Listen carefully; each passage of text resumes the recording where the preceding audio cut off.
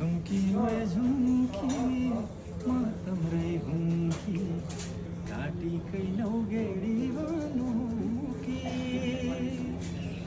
दैले खताली खेलाले थाली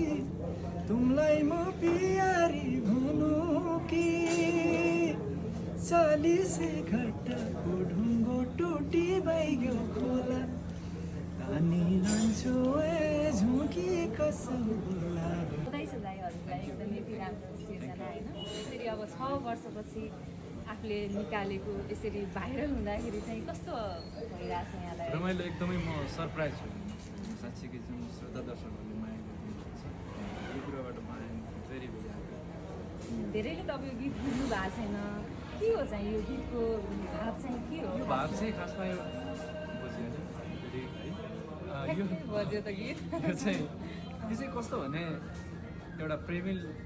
गीत नै हो यो प्रेमिल अब यसलाई मैले धेरै चाहिँ त्यो यसमा धेरै अलङ्कारहरू छैन सिम्पल भाषा नै छ होइन यसको भाव चाहिँ खासमा प्रेमिल एउटा प्रेमलाई चाहिँ नि अभिव्यक्तिको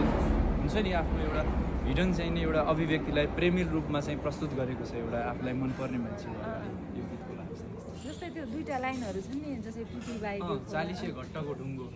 40 घट्ट भनेको 40 वर्ष पुरानो घट्टको ढुङ्गा हुन्छ नि त्यो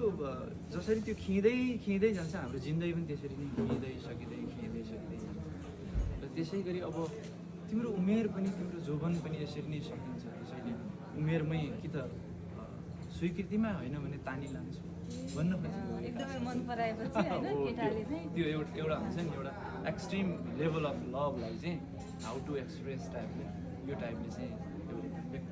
हुन्छ दाइ हजुरलाई आगामी दिनको पनि Thank you. शुभकामना अझै राम्रो हुँदै जाओस्